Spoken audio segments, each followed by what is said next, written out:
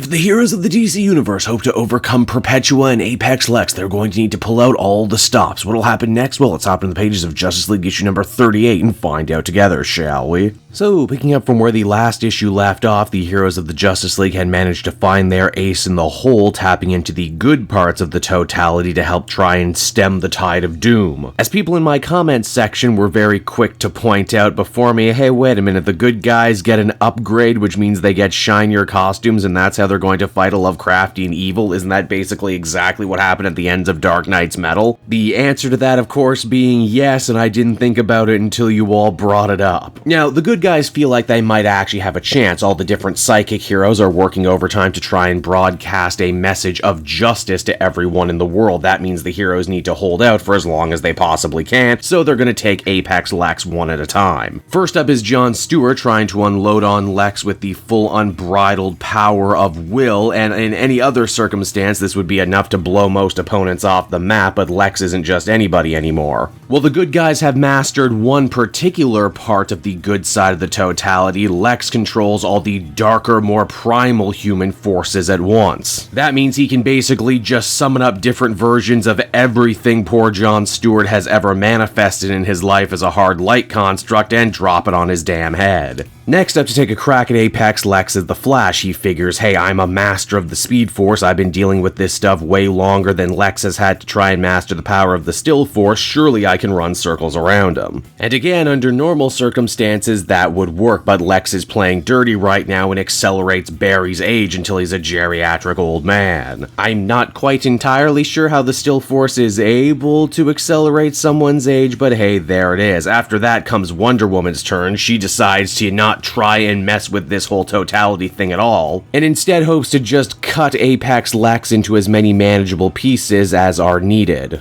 Sadly though, being Perpetua's chosen champion means Apex Lex is basically playing with all the cheats turned on. Sure, you can cut him into a million pieces, but he'll just reform himself like he was friggin' Perfect Cell or something. Heck, even the tag team of Batman and Starro are no match for Apex Lex, and Batman is usually able to overcome everyone just through the sheer force of being Batman. Naturally, it all comes down to Superman to try and stop Lex once and for all, and he does this by hitting him harder than he's ever actually hit him before, with the true full power of Superman. And even after all that much raw power, it seems like these two are only evenly matched. The psychics are still doing everything in their power to try and spread the message of justice, and they feel like they might be able to just do it. Superman even tries to play a little mental warfare, saying that deep down Lex doesn't believe everything that's being said about doom and mankind's darker impulses, that at the end of the day everyone wants to strive to be better, even monsters like Lex himself. It's actually Shane, the multiversal child of Hawkwoman and Martian Manhunter, who realizes that if this battle is going to be won, it's going to be won with psychic muscle. He's doing everything he can to help out, but it's clear he's not who they need right now. Who they really need is Martian Manhunter.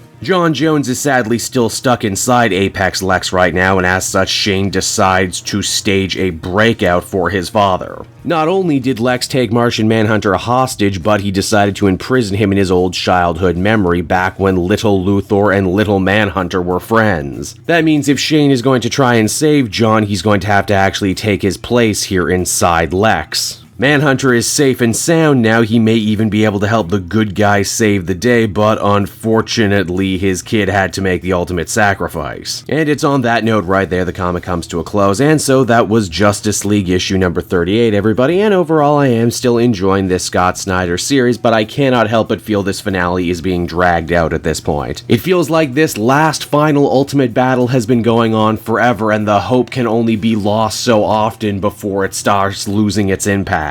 It was, however, pretty cool to see Lex Luthor get one-on-one fight times with all the different members of the Justice League. I do certainly enjoy the fact that Martian Manhunter, who for all intents and purposes was the main character of this team book, getting the spotlight once again as we head into the finale. But where I would say every other issue in this series so far has been able to really stand on its own, this one is going to start bleeding in with a bunch of different ones, which is why I can really only give it a 7 out of 10. Still good, but not as good as I remember. Hey there everyone, Kate Joel Joel again, and I just want to thank you so much for watching to the end of the video. It means a lot to me. And hey, if you enjoyed the book I covered in this issue and want some comics of your own, might I recommend Book Depository? It's my #1 place for shopping for comic book trades. You get a great price, and if you use my link down in the description, you'll actually be helping me out at the same time. You get something, I get something, everybody wins, right? So until next time, everyone, I've been Joel, and I will see you in the next video. Bye-bye.